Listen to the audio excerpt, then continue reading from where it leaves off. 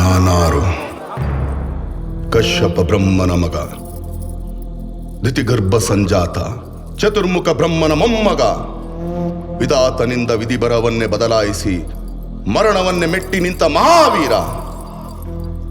ಅದಿತಿಯ ಮಕ್ಕಳ ಅಟ್ಟಹಾಸವನ್ನು ಸುಟ್ಟು ಆದಿತ್ಯನ ಅಟ್ಟಹಾಸವನ್ನು ಮಟ್ಟ ಹಾಕಿದ ಸಾಹಸಿ.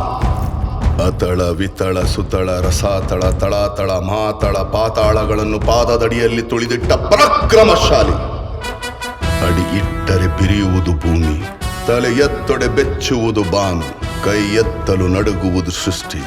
ಚತುರ್ಮುಖನ ಸೃಷ್ಟಿಯೇ ನನ್ನ ಆಜ್ಞೆಯನ್ನು ಪಾಲಿಸುತ್ತಿರುವಾಗ ಯಕಶ್ಚಿತ್ ನನ್ನ ಮಗ, ನಾ ಜನ್ಮ ಕೊಟ್ಟ ನನ್ನ ಮಗ, ನನ್ನ ವಂಶವನ್ನು ಬೆಳಗಬೇಕಾದ ನನ್ನ ಕುಮಾರ, ನನ್ನ ಆಶಾ ಜ್ಯೋತಿಯಿಂದ ಇಂದು ನನ್ನ ಮನಸ್ಸಿಗೆ ನೆಮ್ಮದಿ ಇಲ್ಲವೆಂದರೆ ಛೇ ಛೇ ಛೇ ಛೇ ಛೇ, ಇದೊಂದು ಬದುಕೆ, ಇದೊಂದು ಜನ್ಮವೇ, ಎಂತಹ ದುರ್ವಿಧಿ, ಇದೆಂತಹ ದುರ್ವಿಧಿ.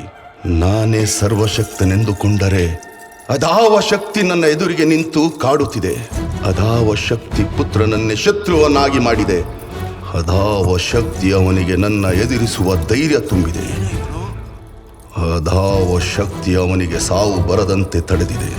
ಅದಾವ ಶಕ್ತಿಯನ್ನ ಮುಖಭಂಗ ಮಾಡಿ ತಲೆ ತಗ್ಗಿಸುವಂತೆ ಮಾಡಿದೆ. ಅವನೇ, ಆ ದುಷ್ಟನೇ, ಆ ನನ್ನ ಕುಲವೈರಿಯಾದ ಹರಿಯೇ ಇದಕ್ಕೆಲ್ಲ ಕಾರಣ. ಎಲವೆಲವೋ ಹರಿ, ಕಪ್ಪಟ್ಟಿ, ವಂಚಕಿ, ನನ್ನ ಮಗನ ಹೃದಯಂತರಾಳವನ್ನು ಹೊಕ್ಕು ಅವನ ತಲೆಯನ್ನು ಕೆಡಿಸಿ ಮನಬಂದಂತೆ ಆಡಿಸುತ್ತಿರುವೆಯಾ? ನಿನಗೆ ಪೌರುಷವಿದ್ದರೆ, ಪರಮ ಪುರುಷೋತ್ತಮನೇ ನೀನಾಗಿದ್ದರೆ, ನನ್ನಂತೆ ನಿಜವಾದ ಗಂಡು ನೀನಾದರೆ ಬಾ, ಬಂದು ನನ್ನ ಎದುರಿಗೆ ನಿಲ್ಲು.